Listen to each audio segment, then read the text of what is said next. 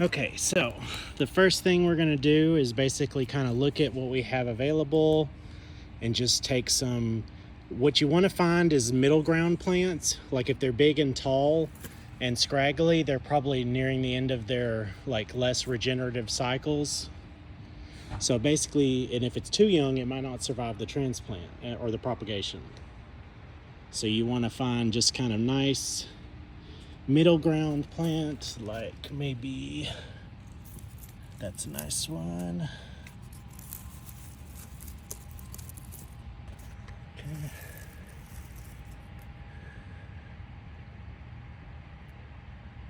Something about this size or maybe a little larger.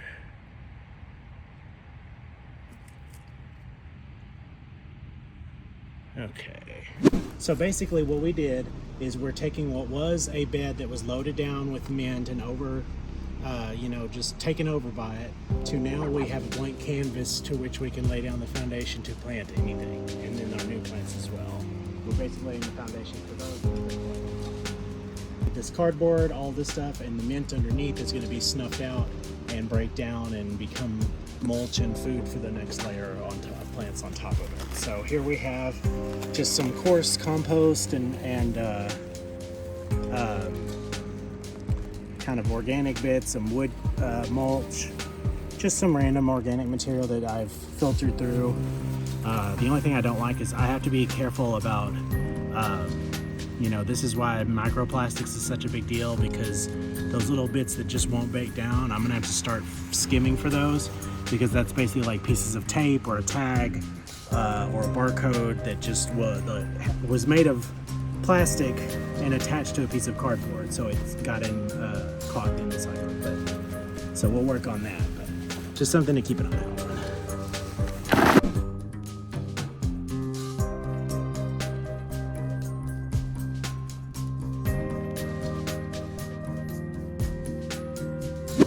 Okay, so we got us a good, nice layer. See how we took that mess that was here before and made it a blank slate for us.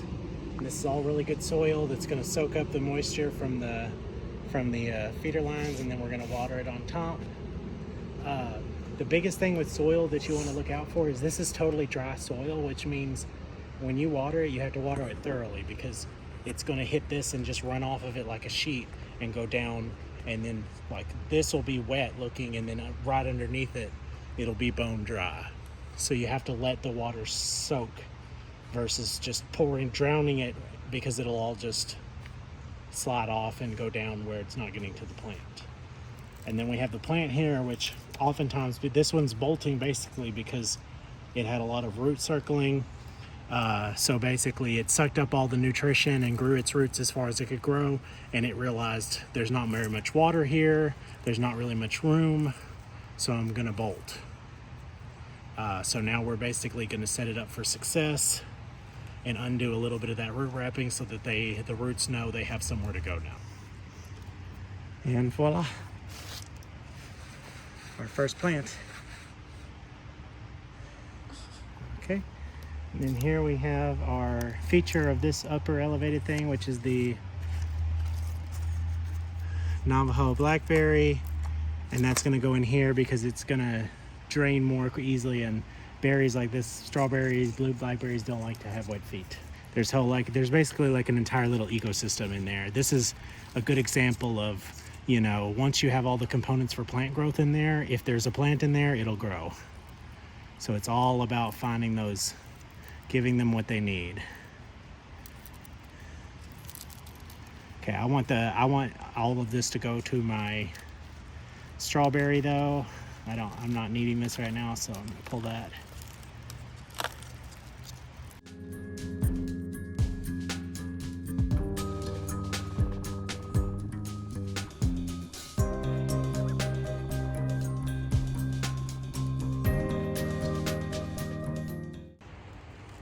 This one's really dry. See, and you can kind of see, like, looking at the plants is the best way to really tell how they're feeling, what they need. Like, these look dry and kind of limpy, so they're probably dehydrated, and they are.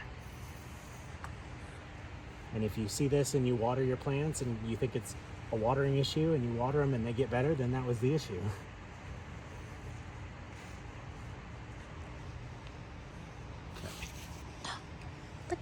Oh, yep. So we're gonna do like, it's stupidly easy, as you saw, for potatoes to grow. They'll just grow by accident.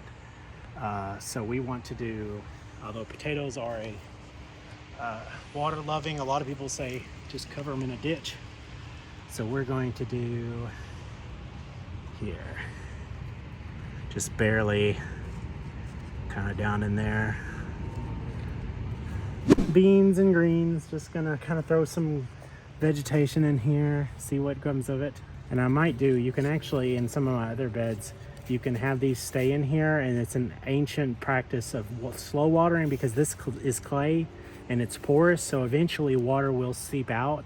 So if you fill this thing with water and put a cover on it, it'll slowly leach water into the soil. It's a good way to do if you need like a temporary watering solution. It's just a random bucket of greens.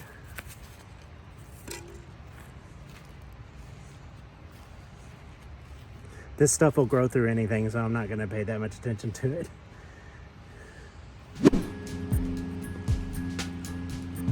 Just kind of doing that initial watering, so the dirt, the soil that's there will start soaking up water, and it can take more later when it comes back.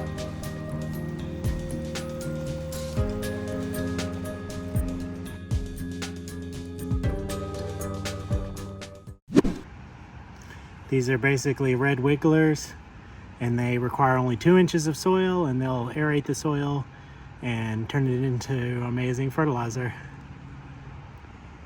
So we're just gonna kind of let those guys go into their new home.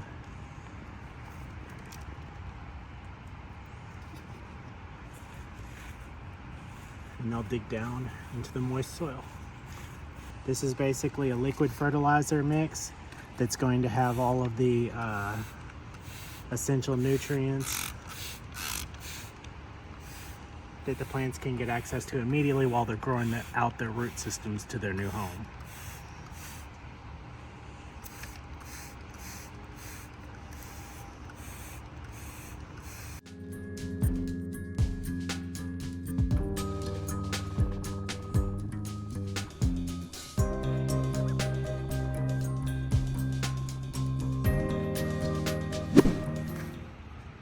There we go. Oh, there's a big one. There we go. So basically they sense, like, they think predators are coming, so they live in the top 2 inches of soil, but they're sensitive to light. So they're gonna burrow down and try to get away from the light source. They're kind of sluggish right now. Whereas once we take our propagations out, we need to eliminate all of this growth that's here already, and we can either option A, backbreaking labor and dig out all this stuff, crush it up, yank out this established plant. You know, this is gonna be, see, I'm having a struggle even getting some of the bigger branches out, because that's rooted extremely deeply. Let's see if I can, feel like I'm King Arthur pulling the sword out of the stone. See? So this is very deep rooted. It would take a lot of effort. I basically put a huge amount of effort into yanking on this plant, and nothing happened. So we're gonna go with the other method that is becoming way more popular, which is doing a layering hugelkultur type system, where there's already all the components needed, the nitrogen and the carbon, the nitrogen in the leaves, the carbon in the woody part, and all this organic humus material down here. So we basically already have, get close in on that good organic soil. So we already have all of the ingredients that we need to create a system where the plants will thrive. Okay, and then we don't also have to come in and dig out this whole thing. We add, which is a big part of my practices as a gardener, is always, what can you add? What can we put more into versus monocultures and modern agriculture? It's all about monocrops. Everything's just so. But the problem with that is when you have monocrops and it's the same thing one after the other, basically If one thing goes wrong, if one part of the ecosystem is thrown off, then all the crops fail. And it can all be dealt with one problem. What we're going to hear is there's already an ecosystem here.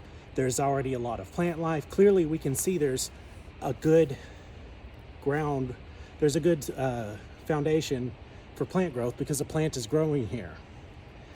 So we're just gonna keep all that good stuff that the plant's using here, but stop the growth of the mint from going any further because we've got other plans for this bed. Okay. Like I said, bolting is basically the plant going, I'm gonna bolt because the conditions here aren't conducive anymore. So what happened was, if you look closely at the soil down here, you can see it's dried out. It needs like some TLC. That's not an ideal growing condition. So this plant felt the same way. And so it shot up and began its reproductive life cycle. So the bees would come and it would get its seeds out because it's trying to get its seeds and its baby plants as far away from this area as possible because it is now inhospitable for this plant. So this doesn't taste good, it's bitter. Once your plants have gotten to this point, you should probably just leave them be so that they can be available to the local insect pollinator population until it's time to kind of clean everything up for the end of the season. So this is pak choi, which is a popular kind of combination of like some bok choys and other things. It grows really well. It's very hard to kill. Sweet banana peppers.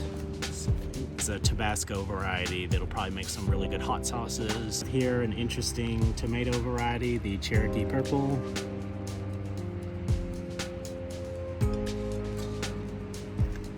We have some random Blue Lake beans that I threw in this random coffee cup. And part of the reason that I did this was because I was in a hurry and out of time, but also because I like showing off how simple, with the right ingredients and the right knowledge, it is to grow. This is literally a coffee cup that I had a cup of coffee in, and then I put all of the ingredients that I needed for good plant growth in here, and plants grew. Because at the end of the day, doing all of this farming and growing your own food doesn't need to involve tractors or heavy equipment or large loans or huge amounts of land. It involves at its core giving this living thing the nutrients that it needs to thrive so that we can harvest some of our nutrition from it. And the vessel doesn't matter. If you meet its requirements, it will grow. And these, I don't have a tag for them, but they are some version of, I think, Sequoia strawberries. So we'll see. They're getting a little dried out, so they're going to need to be. A lot of these plants are ready to go.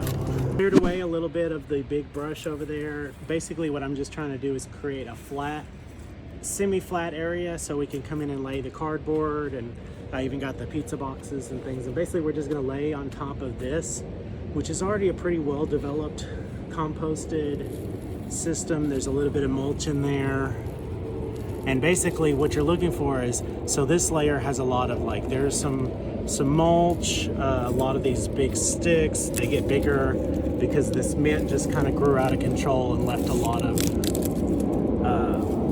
stuff. So all of this, these components, the woody stuff, all of this is basically going to be a sponge that holds moisture to feed the plants that we're going to make in this bed. Because as you can see, left to its own devices, there is pipes that are laid in this whole landscaping thing. This area is always saturated with water periodically, but as you can see, this soil is bone dry, and this is how far down I have to go before it starts getting moist again. And then that's some good moist soil. But as you can see, if you laid out and made this area your base and then built up a garden, the natural water that's sitting in here doesn't start until all the way down here. So your plants, you plant them, their root systems are right here, and it's going to take a lot of watering and a lot of time for them to be able to get down this far. Take this more woody material, the unprocessed mulch, and create our little mound culture, and make up that height difference with things that'll break down over time and feed this ecosystem slowly while holding on to a lot of water from here and above when you water from top watering. And then over here we have an ant pile that we noticed. No big deal, but we will have to deal with that. So in this case, ants aren't a great part of this ecosystem for our means. So there's a bit of a, let's see, little bit of an ant. There they are right there. So a little bit of kind of making them mad. And basically we're going to deal with that so that people don't, there it is. Yep, oh, they're mad. So one of the best things for a inbound garden bed, both for nitrogen fixation and to deal with these guys, is use coffee grounds. And usually if you go to a coffee shop, Starbucks, different places, you can get them sometimes for free. And they do not like the caffeine and the nitrogen, and they will run away from it and your plants will thrive. So we're basically going to just drown them in coffee grounds. This is Sunbasket that I use to deliver some of my groceries that I just can't grow myself and things like that. And I love them because every bit of their packaging is eco-friendly. This covering is the only part of this that I can't like actively recycle and compost in the garden. And I think they're working on replacing this, as they kind of develop new packaging materials. But all of the inside, so it's made entirely from water and starch. So we can't eat pure raw starch, but all of the life and ecosystems and animals in here absolutely can. So now they shipped me my food in here. This kept it nice and insulated and a good temperature, so it would arrive safely. And then now that it served its purpose, and they even actually, I love that they have their website. They have uses that you can use for their products. So these make great ice packs. They hold temperature really well. They're very thermally insulated. That's their whole point. So the company actively encourages you to think of unique ways to reuse the stuff that they send. So again, this is literally just cornstarch and water. So cornstarch is, it's just a core simple starch that the various organisms in here can break down. So actually, as a fun little experiment, I'm gonna make like a secret hatch because I have to attack these ants anyway. So I want to come back and kind of see what happens to this stuff that my food was packaged in, to see how eco-friendly this stuff really is. So we'll see what happens.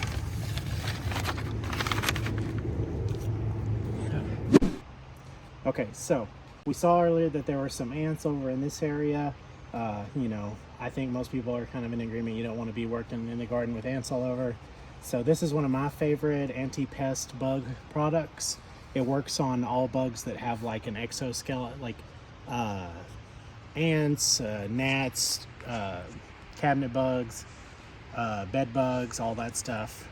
And basically what it is it comes in a bag, and I'll put a link down in the description to buy some.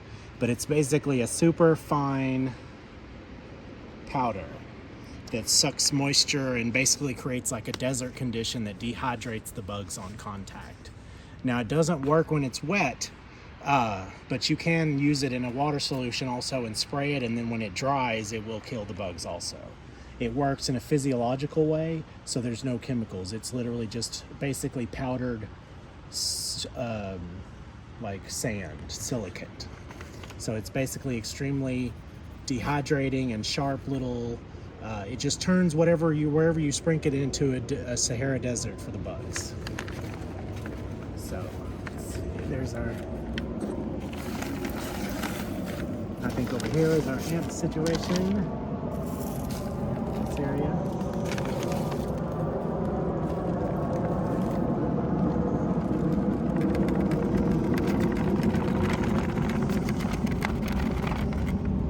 And it won't be instantaneous necessarily, but basically over time, as this area dries out even more, I like the spray bottle just because it makes this stuff, like, it won't harm you. It's totally non-toxic, natural product. Just be irritating if you breathe it in, and if you get it on your clothes, you'll be wiping it off forever. So, spray bottle just kind of helps keep the control. And then we'll just kind of grab a stick or something, just kind of work that into this area where the ants were.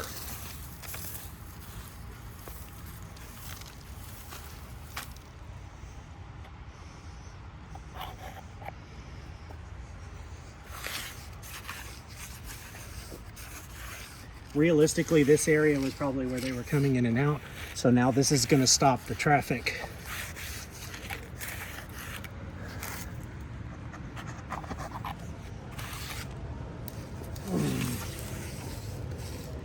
May not be perfect, may not get every ant, but it'll take care of my stuff. This is great for if I have a potted plant that I don't want soil or different things to fall out of the bottom. You can put this at the bottom of a pot and it'll break down over time, but it'll stop anything on top from falling through as you plant through it if that's a concern, just to stop the drainage hole. But this stuff works great for very absorbent, and it's all organic, so it'll break down. Just kind of using it as one of the layers.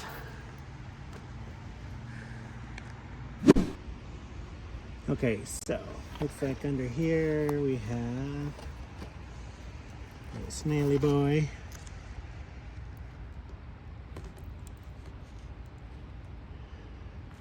Not much of a population though, so we're just gonna kind of leave them to it and leave them in there. And then I gotta come in and rescrew that in. I'll do that tomorrow.